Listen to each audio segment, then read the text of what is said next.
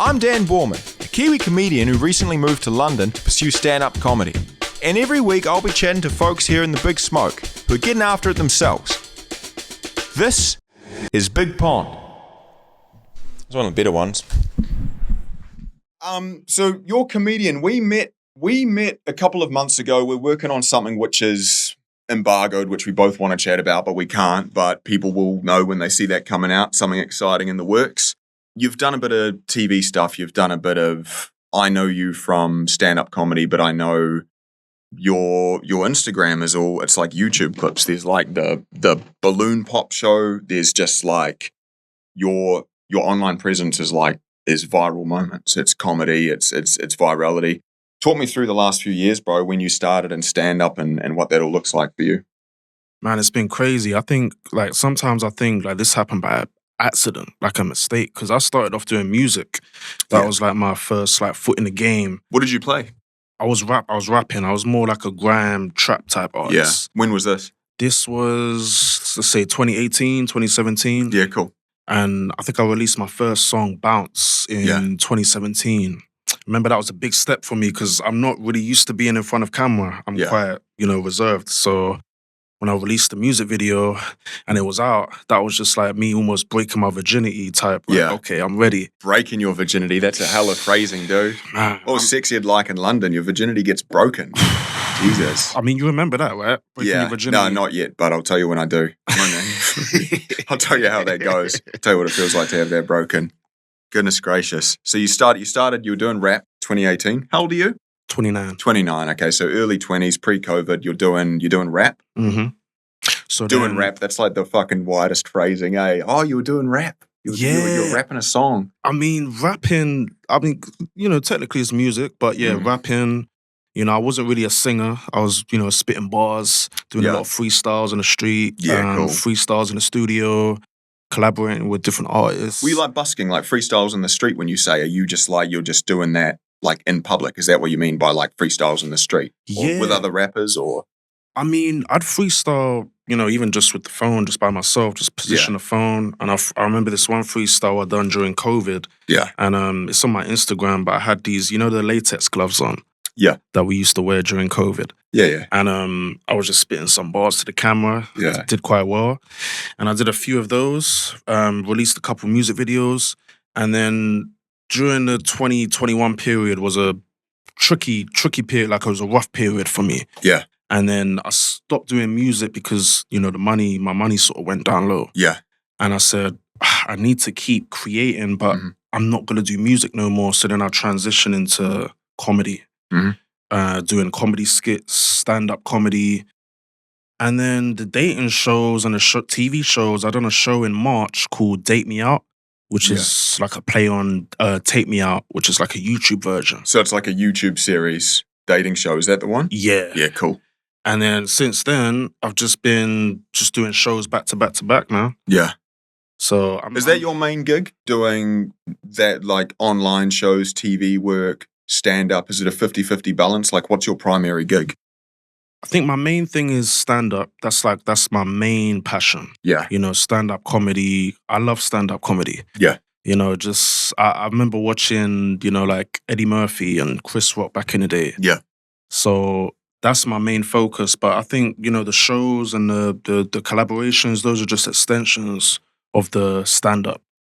But the main thing that I enjoy doing is entertaining, Yeah. So broadly, that's the umbrella. You're wanting to entertain. You're wanting to make a lot of people laugh, right?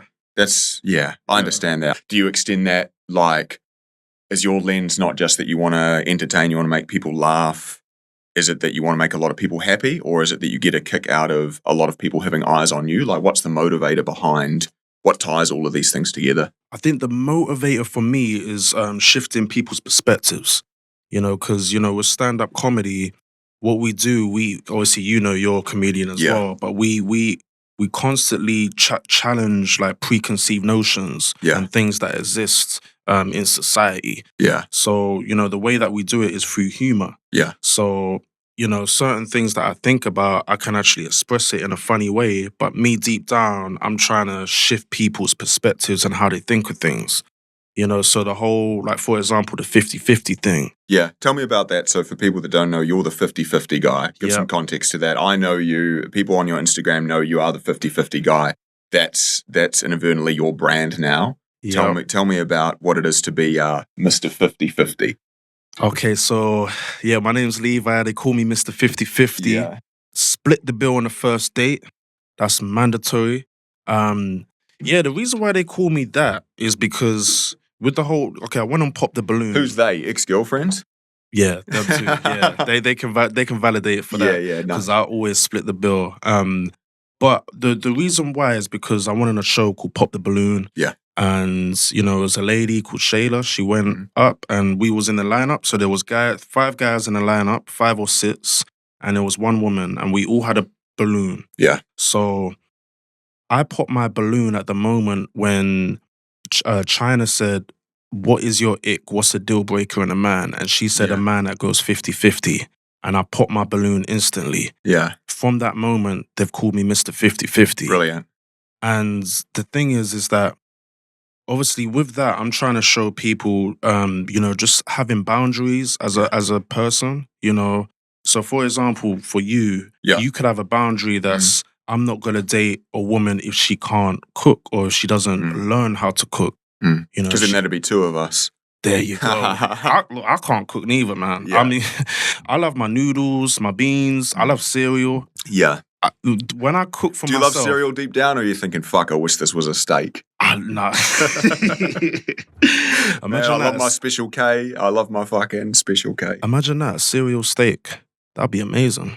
There would be like a breadcrumbed meat, like you can do that with like, milk. But you could do that with like cornflakes and chicken. You can like use it as a breadcrumb and like air fryer it. It's like you get it on the Caucasian side of Instagram. It's all just like fucking cereal chicken. So you take the chicken, you cover the chicken in the corn, you crush the cornflakes. Crush the cornflakes. Cover it and fry it. Fry it, and that's your breadcrumb. That's your cereal. So Mr. 50-50, you're known for that. Are you now typecast in comedy and in YouTube performance and all of that you are this kind of like this likable, doesn't know any better, young, perpetually single guy? Is that like a stereotype?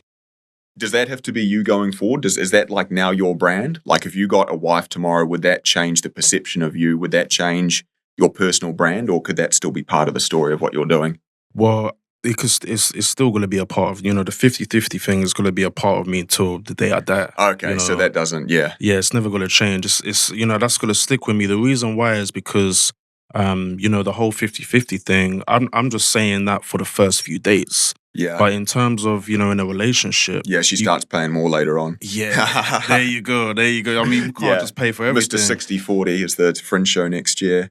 I mean, I'm still going to stay 50-50. Yeah. But even with, for example, in a relationship, and I've been in relationships as well in the past, even in terms of living together, housework, things like that, cooking, I wouldn't expect her to do all the housework or all the cooking. Yeah. I will share some of those roles with her. Yeah. So the whole 50-50 Give us some Weetabix from time to time. There you go. Okay, we share the load. Yeah. Yeah. But no, I hear what you're saying. What is you're Mr. 50-50, not just for dating, but in relationships longer term. Yeah. What does that balance look like for you? You settle down with a wife. Like, what is what's going to be your role? Like, okay, my question is, what do you pride yourself in bringing to the table? And that are you the man when it comes to like flat pack furniture? Are you like real solutions focused when it comes to like fixing things? What are you kind of excited to bring to that? I would say DIY for sure. Yeah. I would say DIY. I would say, when it comes to organizing things. So, for example, like events, organizing events. Decisiveness, would you say, is a trait of yours? I'd say so. Yeah. Over time, because earlier on during my childhood, I had to build up that trait. But decisiveness, leadership as well. Yeah. I said organization. There's different elements I can bring to the table. Yeah. And I think what it is, a relationship is there's 2 people in a relationship, in a, what's that word? Monogamous relationship. Yeah. So both of those people have to bring something for that relationship to work. Yeah. But I think what people are they're stuck in the traditional form still in 2025. Yeah. As a man should do this and a woman should do this. But times have changed. Yeah, I was going to say, that's my next question. Do you think that things are changing, not just, perhaps you aren't an outlier and there's also women who might be embracing that viewpoint, that people in that broader fight and quest for equality, it now looks like, women are working as well. It's not just the man who's the breadwinner, women are working as well. And it's, I guess, like, are there, you've met chicks who support your view of 50-50? It's crazy because I've met chicks that was against me. Mm-hmm. Let's say in April. Yeah. Now we're in July, they agree with me. And it's say in April because it's marked in your calendar. You're like, I'm watching you, Rebecca. We'll see how you go. Yeah. She follows your Insta and slowly gets radicalized. Yeah. Like, he makes a fucking good cornflake chicken. I think he's all good. He makes a good special case steak. We'll let this one fucking slide. Oh, that's funny, man. Oh, so people over time, they're like, oh yeah, you're all good. Exactly. Does it come back into that thing you were saying earlier, that your role is to, like, in comedy, you're challenging viewpoints, you're changing the way that people think? Do you think that comedians like yourself have more flexibility on changing someone's view because you're a comedian, right? So you're a comedian, you have a way of articulating things, you have a way of sharing a viewpoint, making it funny, making it engaging, through rap as well. You're able to do that, to word things a certain way. Mm-hmm. Does that make it easier to communicate your view than if you were just an accountant in an office, right? You imagine an accountant in an office turning around in his chair saying, oh, actually, I'm not paying the whole bill, we can go halves, right? That person versus someone doing a tight five at a club and kind of making it engaging and also funny. Like, are you able to win people over with your viewpoint because you're a comedian easier than a non-comedian could? I think either way, an accountant can win people over. It's just all about influence and also, your personality. And also it's about, your support network and who you're around, because being a comedian, there's a lot of comedians that aren't able to, like, express their views clearly. Yeah. But they are comedians. And sometimes what happens is, you might have an extreme view, but people are just completely just like, whoa, you know what, blacklist, he's just cancelled, crossed over. It's just because I think what it is it takes time for people to understand your viewpoint and understand you as a person. Because I've had people that have spoke to me and then they've done, like, their research and they've looked into, like, my previous videos, and then maybe they've heard about me. Reputation is key too. Because sometimes what it is if people know, oh no, he's a cool guy. He's cool with women. He's not creepy. He's not he doesn't do any crazy stuff, on the road or anything. Yeah. I think that helps to give you credibility regardless of what you do. Yeah. So it's all about, like, what you do behind the scenes. It has to match what you do in front of people, for people to be like, okay, he's a sound guy. Well, it's interesting as well with social media, it's like a double-edged sword, right? You're able to put up a 10-second clip and people form a view and they'll be like, this guy's funny, this guy's cool, I'm going to follow him, I trust him, I'm going to buy tickets to his show.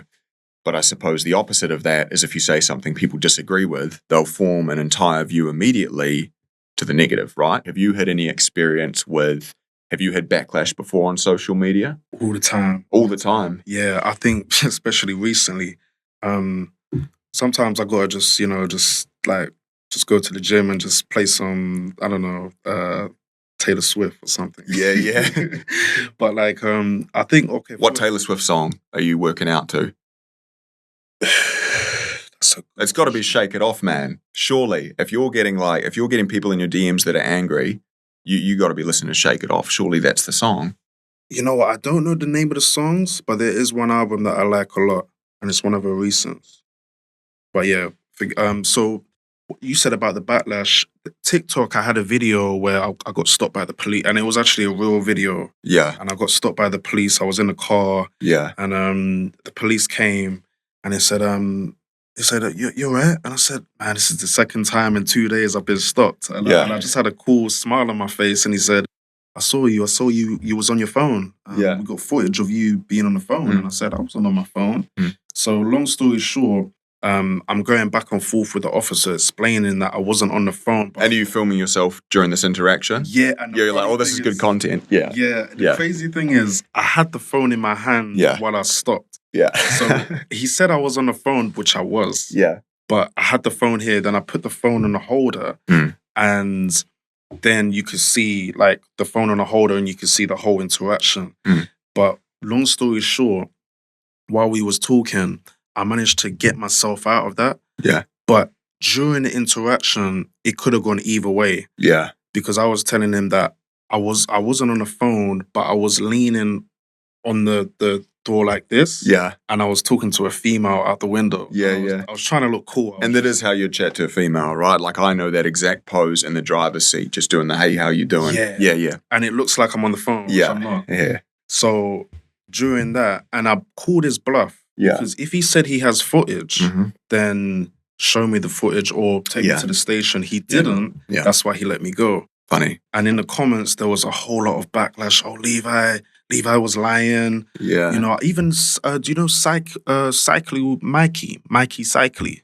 No, I don't. It's a guy on a bike who goes around and catches people in the car on their phone. He was in my comments. He's a very big, you know, like he catches a lot of people. Catches people on their phones in London. Mikey Cycly. Yeah, Cycly Mikey. Cycly Mikey. Something like that, yeah. Shit. Fuck, I mean, yeah. But I remember being unemployed. Fucking hell. That's, okay. But yeah, it got a lot of views and there was a lot of backlash from that. Yeah, so it's my first time drinking water. Oh, man. Yeah. Rookie. And that necklace from Temu. Yeah, it's an indigenous mouldy necklace from New Zealand. It's like a cultural necklace. So we put that up online as a clip that'll blow up. Everyone will be like, he was on his phone and he's disrespecting the necklace as well. Said it was from Temu. Jesus, man. I thought it was the Freemason sign. Yeah, I thought it was an Illuminati necklace. Yeah, that's funny. Shit, so you're in the comment section. People are in the comment section. They're blowing up. But it went viral, I assume. Because of the engagement, What percent of people were Team Levi, being like, nah, you're fine, and what percent were people like social justice warriors? I'd say, you know what's crazy? It was like 20% backlash. Yeah, I'd say 70% of people was just laughing. Yeah, you know, because it was like a funny type interaction. You know, my face was real serious. No one said any jokes, but I think the seriousness of it made it funny. Yeah. And the other 10% we're just asking for your number. You know what? No one actually asked for my number. No? No. Do people ask for numbers anymore, or do people ask for Instagrams? Socials. I think also as well, it's just, it gives you more credentials as well. I think, you know, people can see, they can get a gauge of who you are. Yeah. Based on your post and who you follow, and I think that's what makes people more attracted to ask for the socials. It's like a transparency thing, isn't it? I mean, the last 2 subleases I've taken here in London, people are like, oh, tell me about yourself. And I'm like, here's my Instagram. You might have seen a reel I did in Edinburgh where I folded a sheet up a hill. And they're like, oh, yeah, some of the flatmates have seen that. You're all good. You know, in terms of auditing, it's almost like a fast track process, isn't it? Right. You're not sharing numbers. You're not having to go on several first dates. It's like people can figure out pretty quickly if they're on board with paying half of the dinner bill. Right. Oh, how good. That's why I don't do online dating no more. Mm-hmm. And partly because I'm blocked off Tinder and him. you want to tell me about that?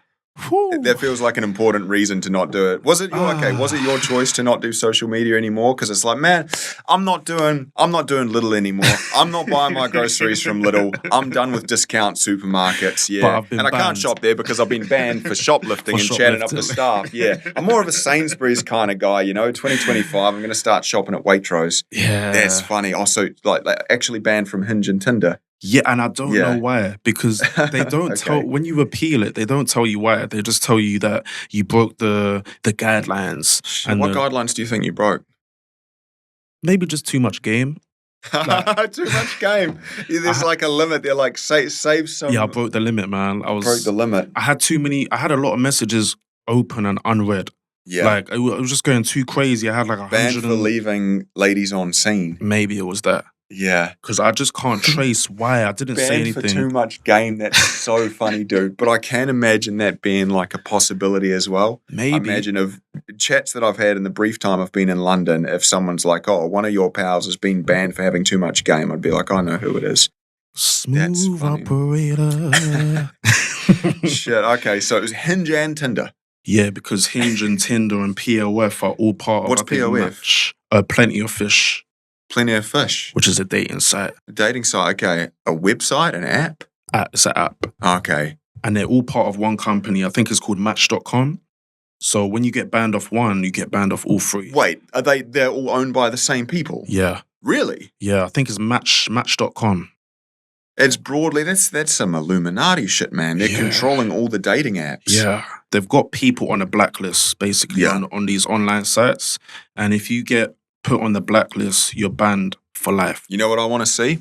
Someone needs to make an app and it's all people on the blacklist. Ooh. Bro, I want to see that. I want to be matching Ooh. with some baddies. I want to be matching with some people that like threw a rock through a cop car window or something. Ooh. Like some proper like, It'd be like the dark web, but for Crimda. online dating. yeah, Crimda. Crimda, that'd be the one. And you just have like, or like Unhinged. Yes, Unhinged. and you've got like an app of people who are blacklisted off of the dating apps. Yeah. And you can work on yourselves together. Yeah, That'd be so POC, Plenty of Criminals. Plenty of criminals, dude. We're cooking in the green room. That's so good, Yeah. man. I love that. Because Plenty of criminals. yeah, because you know what the thing about dating is that I always wondered what POC stood for. I appreciate that. Yeah, see now you know POC. I do. Thanks But for that. online dating is or just dating in general. It's not clean cut. Yeah. You know, it's you gotta go into barriers, and you gotta go up and down, and Mhm. you might meet someone and say, I don't want to speak to them again. Yeah. So it's the same with online dating. You might have some conversations that go a bit left, Yeah. but that doesn't mean you should get blocked. Yeah. It's just because you're just having a little back and forth, Yeah. a little debate, and that's all it takes to get blocked. But Yeah. I feel like the reason why I mention that is because since I've got blocked, I've Mhm. become way more productive in terms of what I'm doing now.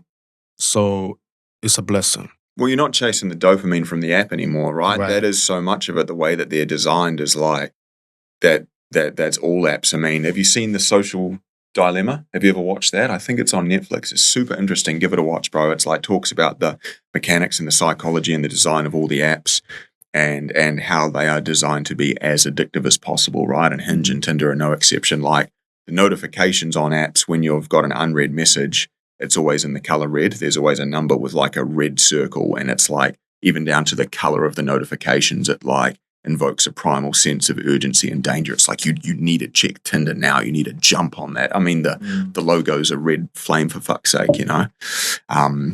That's interesting, man. Yeah, and so your productivity, your focus is not. So I mean, how would you be? If you were dating, how are you meeting people? Is that organic? Are they approaching you? Are you like chatting to people in person? You going up to women? What does that look like if you're a man not on the apps in 2025?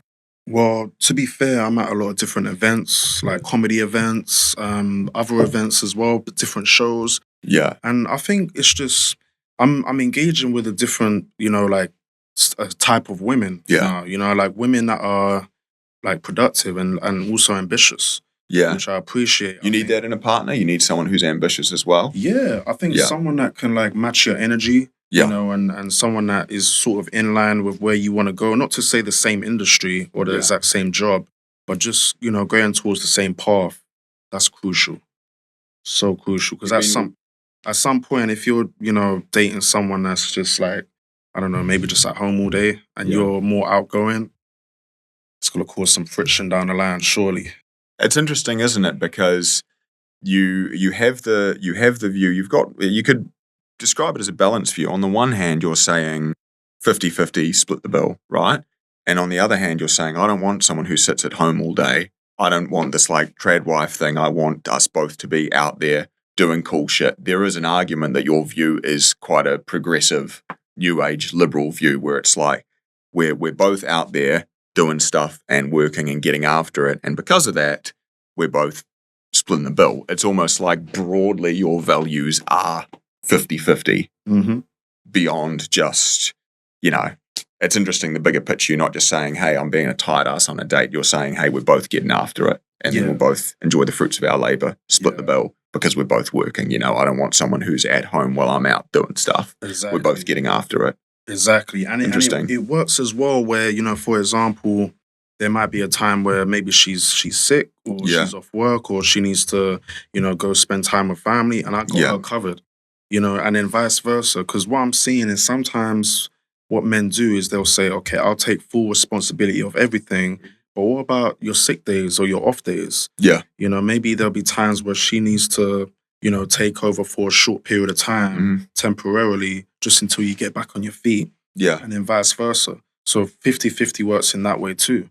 It's very interesting. It's quite profound if you think about it, isn't it? The 50-50, it's almost like you're not Mr. 50-50 so much as it's like you and her together are both adding up to 100, right? It's like it's not that you're wanting 50-50, it's that you're wanting to do 100 together. Yes. Which is almost like a rebranding. I'm almost like justifying that in a sense, but I can't remember who said it. I saw it on a reel a couple years back talking about like in a relationship, you should both add up to 100. There'll be days where you can only give 20 and she'll step in and give 80, but it's that you've probably heard something similar.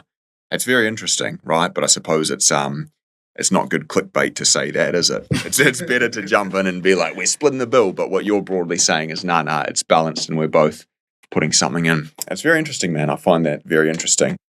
And it's 2025. You see yourself by 2030 as a settled down married man. 5 years is the timeline. I would say I'm turning 30 in 2 months. Yeah.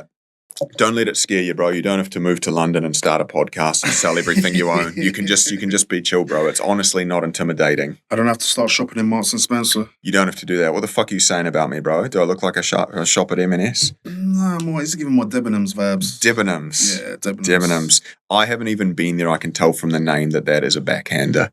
Debenhams. Yeah. Yeah. Yeah, you'd be lucky to see bright colours in there, like bright colour jumpers and stuff. I've walked through a John Lewis with my tattoos out before and got some real funny looks.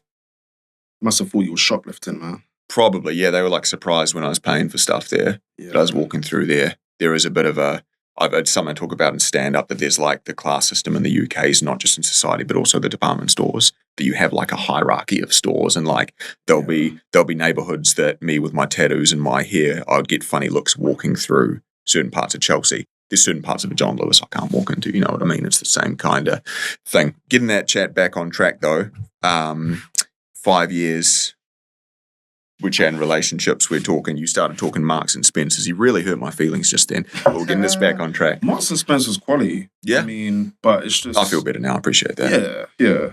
Cheers, man. But I'll say if I was to give you an age, I'd say 37. We weren't even fucking talking age, dude. We're talking department stores. I'm a 31-year-old man. 31? Why does that surprise you? You look 37. Do I? Yeah. Why do I look 37? I don't know. I think it's the scruffy look. Scruffy? Not scruffy in a bad way, but the beard. Yeah, I do need to tidy the beard. I was a barber in a past life. For nearly 10 years, I was a barber, and all my equipment's at the last sublease that I was in. So I reckon if I line this out, I'd be like an honest 36. Damn. 37, yeah. But I suppose the thing is, like, I'm not speaking out of turn when I say you're going to look 29 forever. Like, genetically, some people just don't age. Yeah. You know what I mean? Yeah, you have, 100%. So what I'm trying to say is what you said, I could argue that's a microaggression towards me, is what that was. That was a micro. It was actually racist what you just said. Oh, racist. That you aged me, that I was 37, yeah. Me, racist? I think you were, yeah, 37 years old. No, I hear you. Says the guy that said young, black, rich, and famous. Well, look, I know I'm not all of those things. I am not young, I am not rich, and I am not famous. I remember when I first started doing stand-up, and when I first started, my style was different. Yeah. It was very, like I would make up concepts and make up stories that weren't real. Mm-hmm. And I'd get a few laughs, but something about that, it just wasn't authentic because I was trying to remember things that weren't true, and they could see, okay, this isn't a real story. Bro, they can smell it a mile off. Yeah, can't they? Authenticity is incredibly important to the audience. Yeah. Do you agree? 100%, because like if you tell a story that's true, when you tell it, it's like you're reliving it. The audience can just sense that this is a real story. And even like your emotions, your body language, it's just all shown like as performing, you know. So when I'm telling real stories and I'm reliving it, and like some of the emotions that just piss me off, and I just got like a pissed off face, that makes them laugh because they're like, oh yeah, he's really and it's pissed off about relatable as that. well because they've had that pissed off face with those experiences as well. Exactly. Yeah. So like when you know, just expressing those feelings and those emotions, regardless of how the audience respond, it just feels good just to release. Now when you leave the event, you're like, you know what, that feels great. Yeah. You know, I spoke my truth, you know, I didn't hold back. That was just real talk, you know. And it's easier for you as well because you're not, as you say, trying to remember false details. You're going up there, you're like, this is what happened. It's arguably easier work for everyone. They get a believable, relatable show. You're being authentic and doing less bullshitting. Right. So it's win-win. And then even as well, you know, sometimes, I don't know if you do this, but just add in things part of the story or add in characters. Yeah. Because I'll base it on a true story, but I might add other elements. Of course. Just to make it funnier. Yeah. There's a Kiwi comic called Steve Wrigley. He is fantastic Kiwi comedy from my childhood. Lucky enough to have a drink with him many months back. He had a very, in the vein of what you're saying, he was like, you can tweak elements of the story. You can add in characters, as you say. You can tweak bits and pieces. What needs to be authentic is how it made you feel. Yeah. So you might call Samantha Rebecca. You might say it happened in Amsterdam instead of Berlin, but your feelings and how you felt throughout needs to be what you retained. And I've found that was really important and good advice because, sometimes you'll tell stories where you want to anonymize details. Or, as I had another comic point out, real life doesn't happen in the way that a story does, right? There's the intro, there's the middle thing, there's a twist, and then there's a nice resolution. That's not always how things work out. So you do have to repackage a real series of events and sometimes tweak the details to give it some resolution. But my view is the audience, the authenticity they want is it's the feelings, right? You're relaying, you know, whether that's something traumatic or something good that happened, and they're tapping into that. They don't really care what the name of the chick on the hinge date was. They don't really care what city the thing took place in. They wanna relate to maybe the feelings, you know? Yeah. You know, it could be the wildest things, you know, the wildest story. And just, like you say, the small details don't matter. But it's just, sometimes I might just say something just crazy. Like, I won't even build it up. I'll just start with a crazy statement. Yeah. And then I'll see the response. I'm like, okay, got them. And that's your litmus test. They're engaged. You can see if they're on board. And then they're waiting as well. They're like, where does he take this? You know, you've got them hooked in. Yeah. What's an example of that from a story that you've told in your stand-up or a theme or an experience? What is a setup that you have? What is a beginning of a story that you have that always hooks the audience that people would want to hear the end of? I'd say a story and then I'll end it and I'll say, so I was circumcised at 14 years old. Yeah. And then they're just like, whoa. And there's some people looking down. I'm thinking, wait, you trying to see through my trousers? Trying to look and see if he's bluffing. Trying to see if you can see the foreskin imprint. Yeah. Jesus. But, that way. What a weird thing to not believe. Yeah, isn't it, for the audience? That's the thing. They go, hang on a minute, he might be lying about this. Of all the things to choose to lie about, that's it's crazy story. But honestly, that's a true story. So I just talk about being circumcised at 14, and you know, the fact that I didn't want to be circumcised, but I lived with my mum at the time, and she could sense that I needed circumcision. You're using too much soap in the shower. No, I think she just realized just the smell. Okay. So it's just what it is that she knew. That is a hectic fucking mental image, dude. Crazy, right? Yeah. Using not enough soap in the shower. Yeah. Because the problem is with the if you say smegma, I'm walking out. There's the one rule for the pod. But basically I wasn't pulling the foreskin. This is quite graphic, but I wasn't pulling the foreskin back. Okay. And I wasn't cleaning properly. So because of that, my mum said, if you don't pull it back and clean it, you're going to have to get circumcised. Now, I thought she was joking, then You were trying to call your mum's bluff about a Bluff. circumcision, Yes. dude. Do you play that into the story when you tell it that you were calling her bluff? I don't, Like but I'm getting gonna her add to it. getting her to show her hand, and the result was you getting cock surgery. Going, damn, my mum was serious. Like at no point were you just like, yeah, mum, I'll just shower, I'll just clean. And adult you's like, I'm not sure why I'm banned from Tinder. I didn't know hygiene was in the fucking rules. That's funny, dude. So you got the surgery. Got the surgery. Yeah. But the thing is that the way she did it, she told me. Not your mum. Oh yeah, She's yeah, not the one with the scalpel. Oh yeah, of course. Yeah, of course. She, man. I mean, she. God, they got everything in the sewing kit. These mums, don't they? Oh, man, like to be honest, I bless her for. I thank her for this because I don't know what position I'll be in if I didn't get it done. Because Yeah. I remember the doctor saying that, you can get an infection, Yeah. blah, blah, blah. I hope the ladies are not listening to this, man. This is real graphic.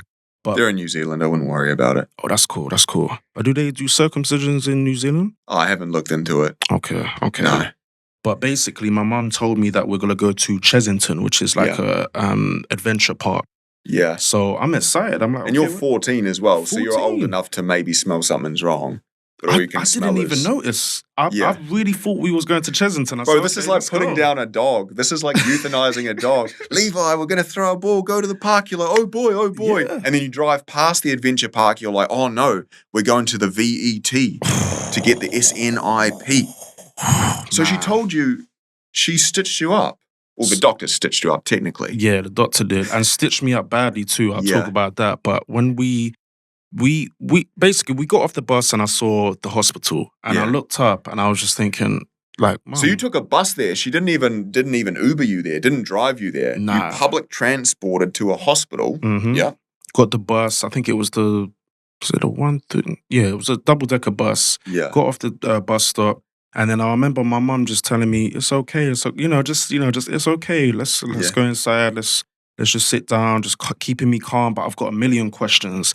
Yeah. Then they finally explained to me what's gonna happen. But the problem is, I wasn't prepared for this moment. Yeah. I didn't get to, like mentally prepare for circumcision. So when I was there, I just remember just feeling just like, I felt like I was gonna die Yeah. because I didn't understand the extent. I thought they was gonna cut my dick in half. Yeah. I did. You're like, what the fuck am I going to do with 5 inches? Yeah, like what you gonna do? You gonna turn my dick into like 2 inches? Like what?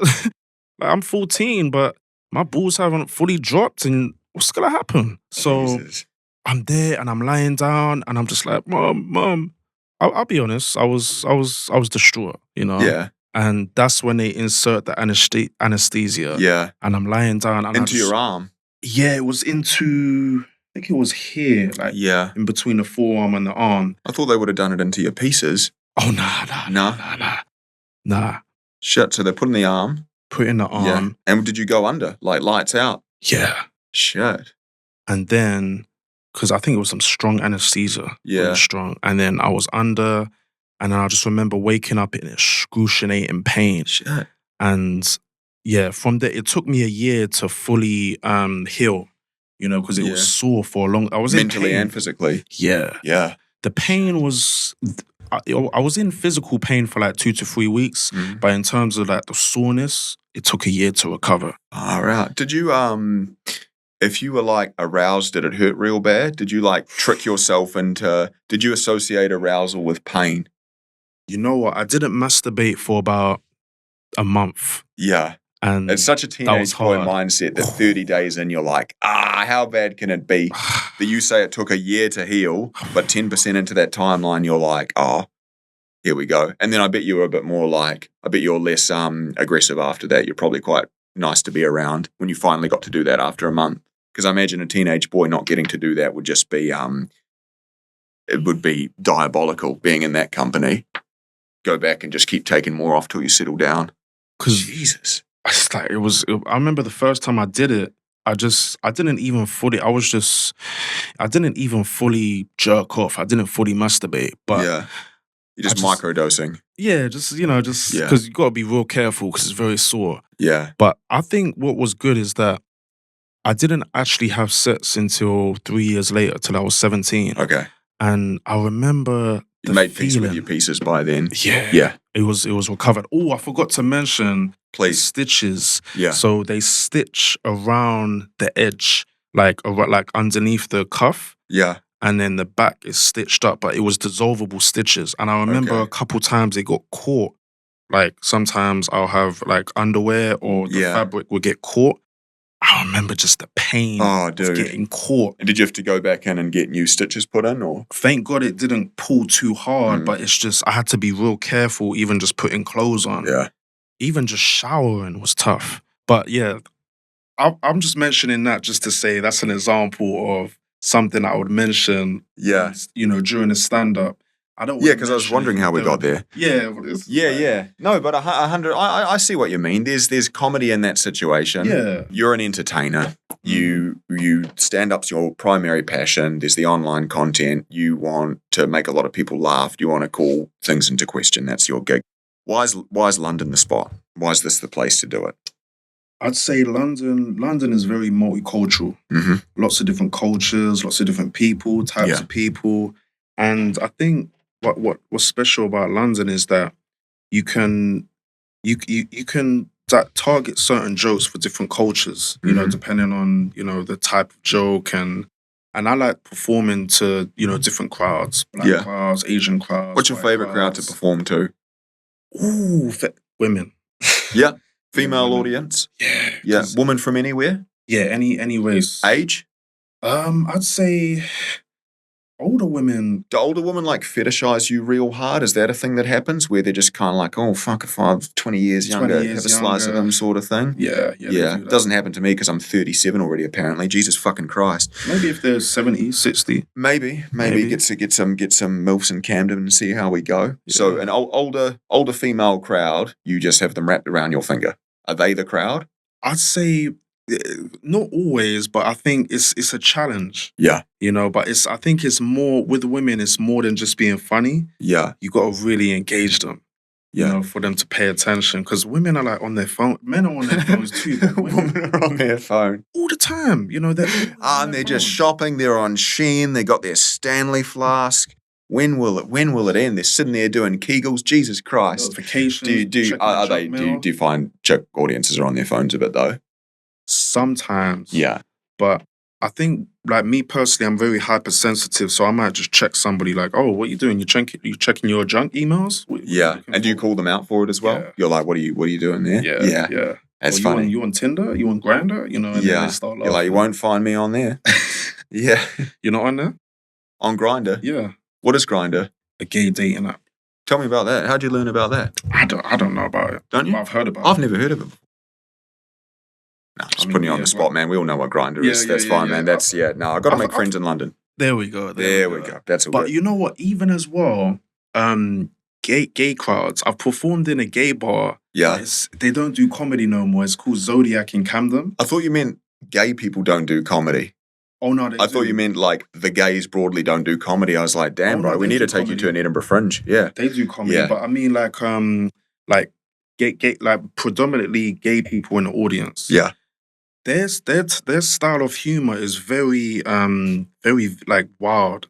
So sometimes like they appreciate a lot of the dark humor.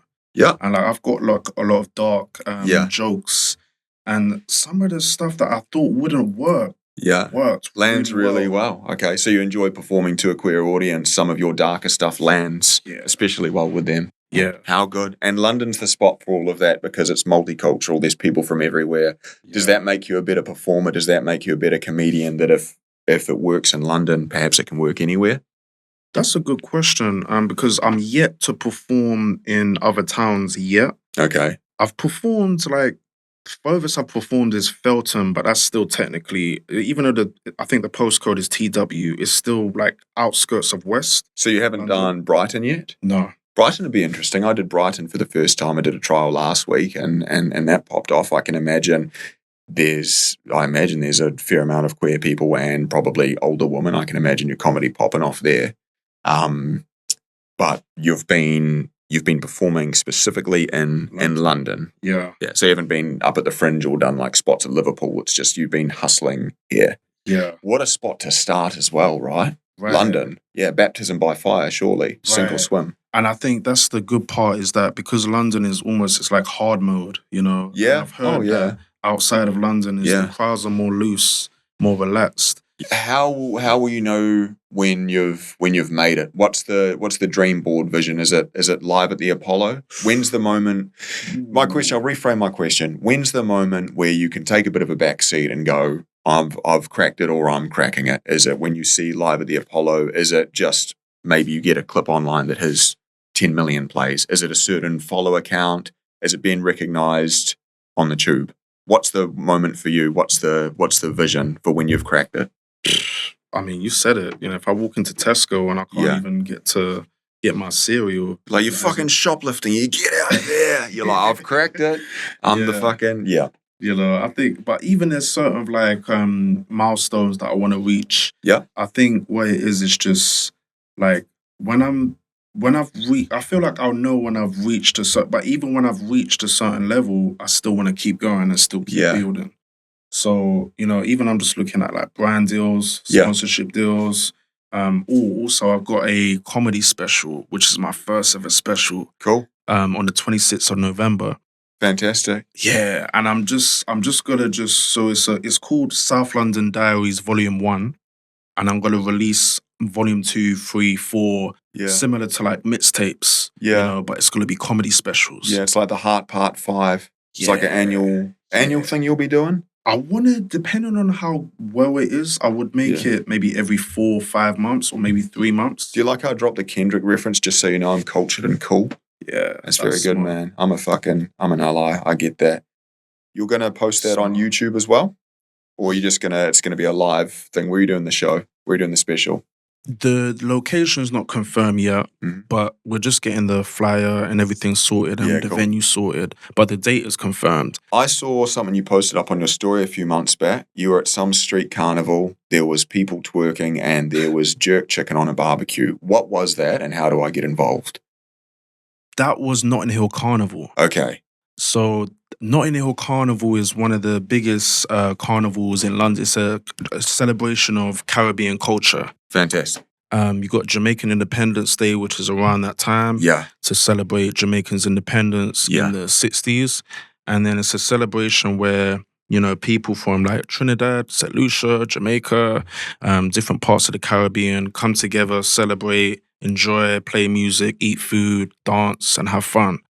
And that particular video was, you'll see it everywhere in the carnival. You'll see food stalls cooking the most amazing food. I could smell it through the video, bro. It looked like such a vibe. It was so good, man. Yeah. Like, I'll be honest, like the jerk chicken, you're looking at the menu and you're thinking, man, what should I get? You got oxtail, jerk chicken, jerk lamb, curry goat, patty, and then they've got like coconut water out the coconut. Yeah. You know, you got like, of course, the alcohols, you know, they're doing the punch, the fruit punch, Guinness punch.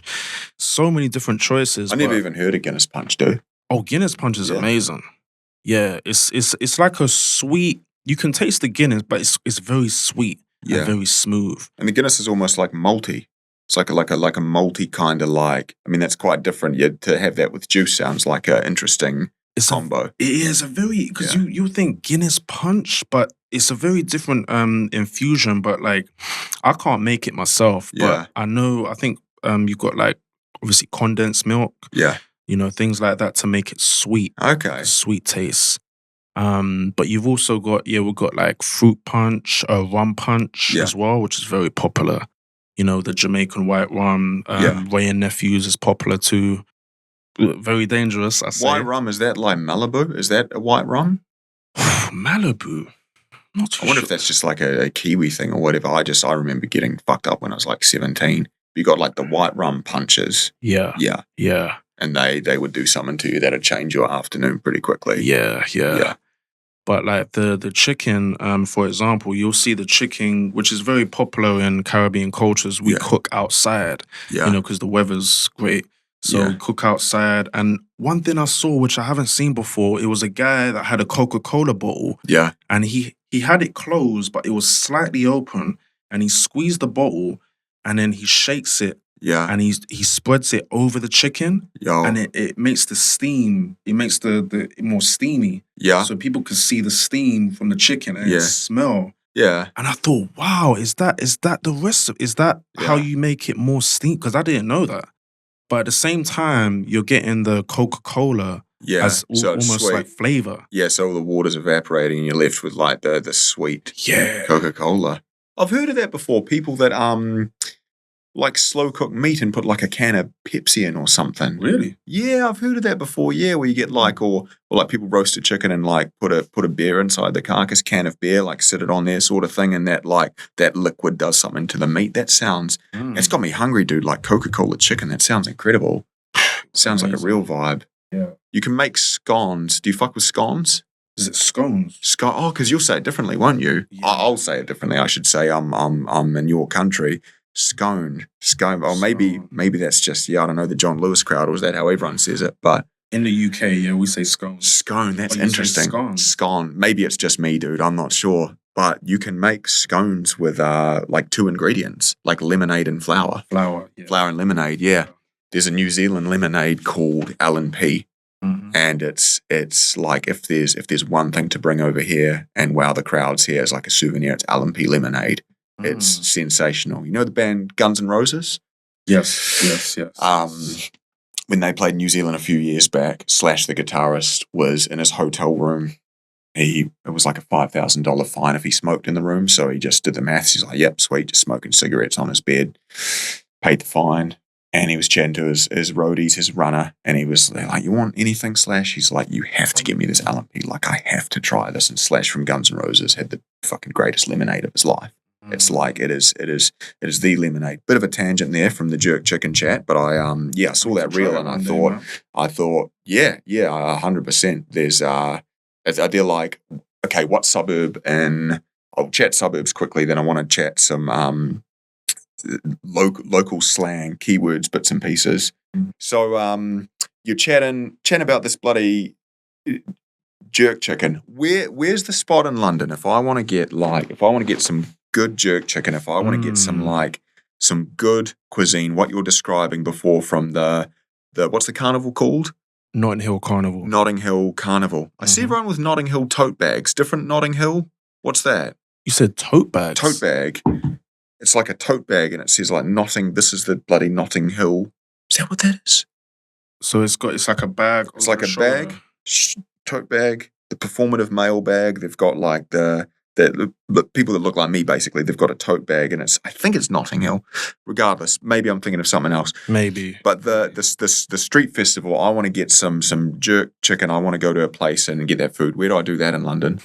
Oh, there's a lot of spots. Okay, if you're looking at South, I'd say you can go Brixton. Brixton has a very rich history, man, of like Caribbean culture. A lot of the Caribbeans from the Windrush generation moved straight from the Caribbean and they went straight to places like Brixton, Peckham, Lewisham, Tottenham. And Lewisham, that's where you are? Yeah, that's where I'm from. Brixton's not too far. Okay. But Brixton, and also you had the Brixton riots in the 80s, which is big, you know, because there's a lot of racism tension between the Caribbeans and the English. Is that still there? It's still there, but it's very, very heavily gentrified compared to before.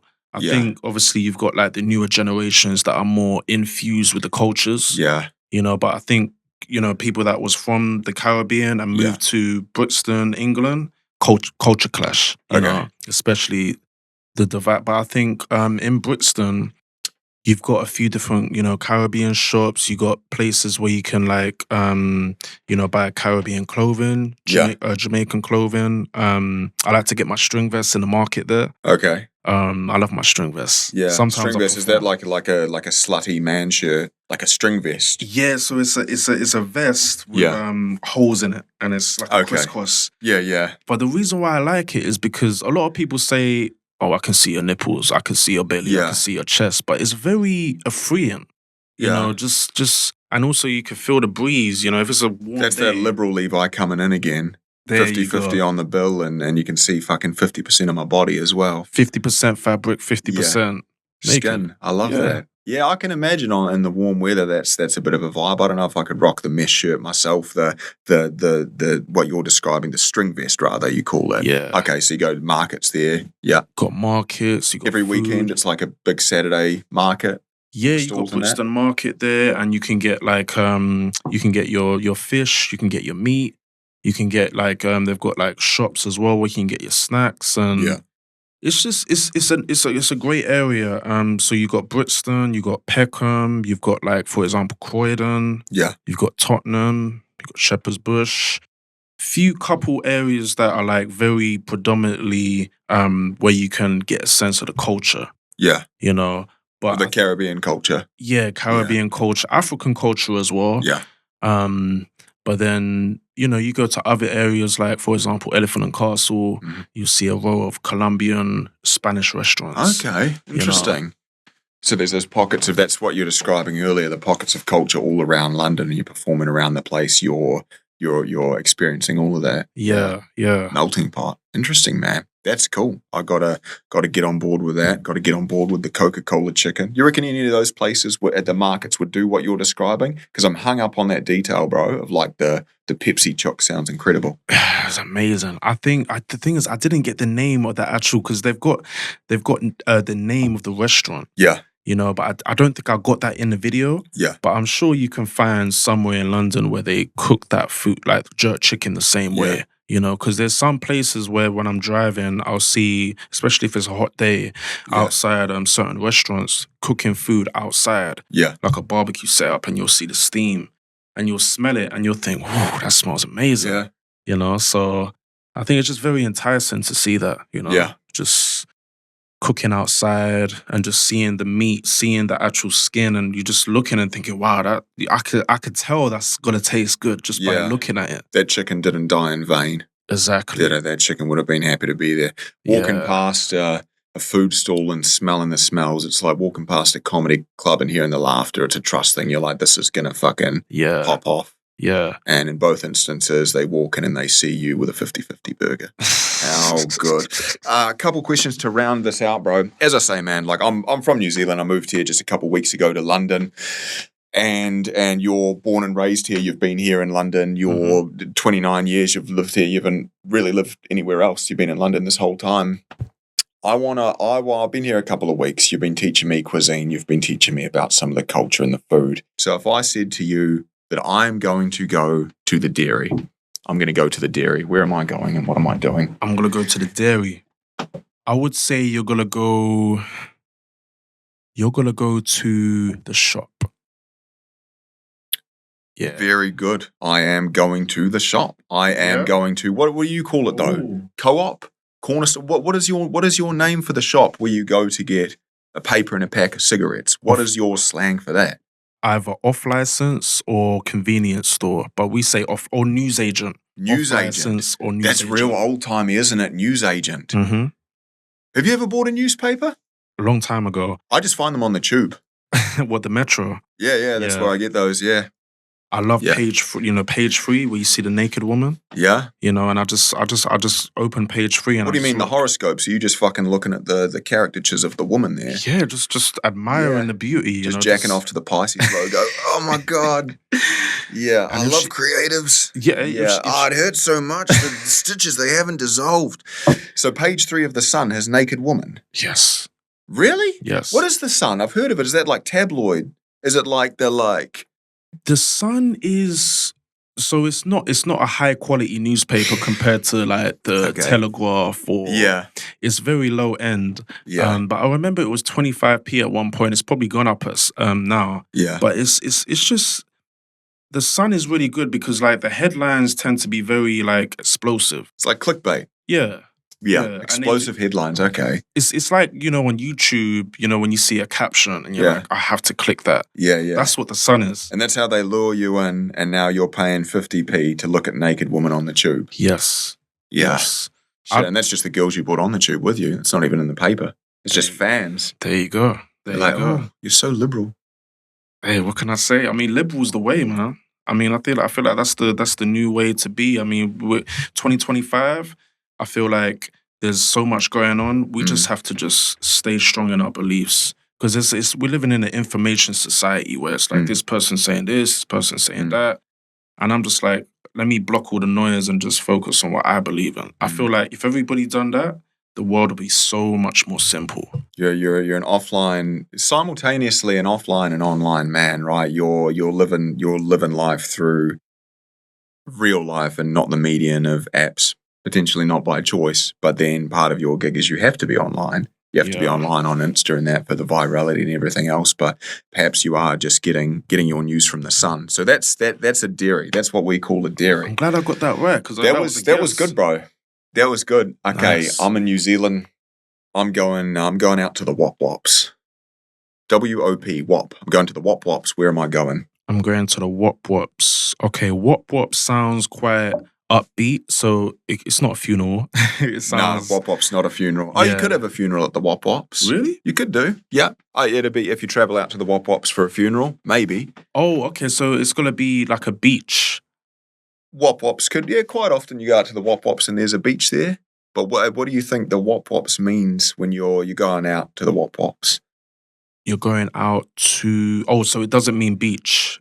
It can do. There can be a beach at the Wop Wops. There could be a funeral at the Wop Wops. There could be a beach funeral at the Wop Wops, depending on if they were a keen surfer. Beach at the Wop Wops. There can be a church at the Wop Wops. Could be a church at the Wop Wops.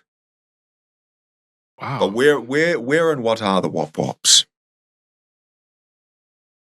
I'm going to the Wop Wops. So it's someplace outside, right?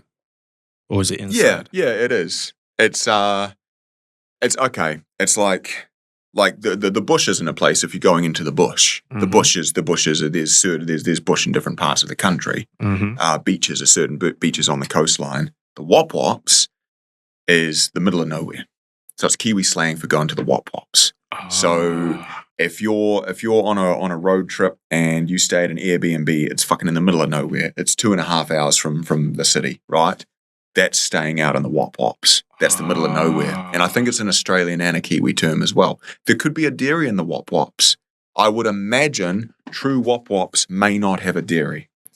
Like a town is only a city once it has a cathedral. I believe that the Wop Wops are no longer the Wop Wops if there's a dairy. Right. Some Kiwis might find controversial. Nowhere. Well, there's a dairy there, so there's obviously a population. Yeah.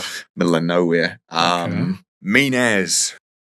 What does mean as mean? So off the back, okay, well I'll just say to you and just answer honestly, what have you got on this weekend? This weekend? Yeah. Not much actually. I think might go out with some friends. Go out with some friends? Oh yeah. Spend time with family. Oh, family. Oh yeah, mean as. What am I saying there when I say mean as? Me too. Oh, you think it means me too? So there's like a hashtag mean as movement in New Zealand. Mean as means good. Mean means good. Mean. Oh, mean. Oh, mean, bro. Mean. Means good. Mean means good. And it confuses people here when they will be walking me through a flat for a viewing and they show me the place and I go, oh, mean. And then I just don't get a call back. Because they think mean means bad, and mean does mean bad everywhere. But I have to explain to people when I say mean, I don't mean mean. I mean mean. You know, I don't mean mean. I mean mean. Mean, like mean. Oh, mean as. That reminds me of like we say bad as good. Yes, bad as good is yes. Like bad. Can I swear? Yeah, of course you can. Bad bitch. That means she's like top of the range. Like Megan Thee Stallion, she's a bad bitch. Not bad as in ugly. Not bad, but like down bad. Yeah. Like bad, mean. Or Jamaican man say, yo, you see that car right there, sir? That bad, you know? That means good. That means that's a wicked car. And what was that you just said? So you say, yeah, you see that car right there, sir? That bad, you know? So that car right over there. Bad, you know. Bad. Yeah. Bad, you know. Bad, you know. Yeah. Yeah, it's like, yo, that car right there, sir. So I'm not in a rush to say that. I saw your response when I pronounced that back to you. You're like, please never repeat that, Dan. Please never fucking talk about cars. Get your jerk chicken and fuck off, you weird Kiwi cunt. You might have to listen to Vibes Cartel a bit longer. Yeah, okay. Just to get first I got to figure out who all the ASAPs are. Yes. Then I get my Pepsi chicken and then, okay. Yes. But, you know, I feel, I probably couldn't go on record doing it because to do it, I would need to lean into the pronunciation. Yeah. And then I get into a world of trouble. So I'll just stick to my fucking oat milk. There we and go. my Pink Floyd. But yeah, Very that good. mean, bad, that opposite, it's Yeah. the same sort of thing with us. Bad, good, mean, great. Yeah. Mean as. Mean as. If you say that to a girl, she might get very offended. You're mean as. Yeah. I don't have to say mean as to offend a lady. I think just looking at her. just looking at her just being in my presence, she's just like, what is going on here? Bad is good. And good is Good is good. Yeah. But if something's bad, we'll just say, you probably just see it in our face. It's like, we'll just kiss the teeth. That's so good, dude. I love that. So that's if someone's bad, it's kissing the teeth. That's it. That gives so much context to every conversation I've had since I've been here in Brixton. I can imagine there must be a culture clash because it's like even some of the words that you mentioned, there must be so many others that people just don't really understand. Yeah, you don't notice until you drop them. Yeah, and then you see the kiss in the teeth and you're like, oh, right, I said this chicken tasted mean as, and they fucking kicked me out. That's so good. I'll round it out there, but I appreciate your time, bro. It's been very cool chatting to you. So thanks for being a part of this, man. Thanks for being one of the first, or potentially the first guest on this podcast, and look forward to seeing you out and about on the scene here in London. And I'll be thinking of you when I'm having the mean ass Pepsi chicken, bro. Ooh, you know where to go now, though. Brixton. That's the one.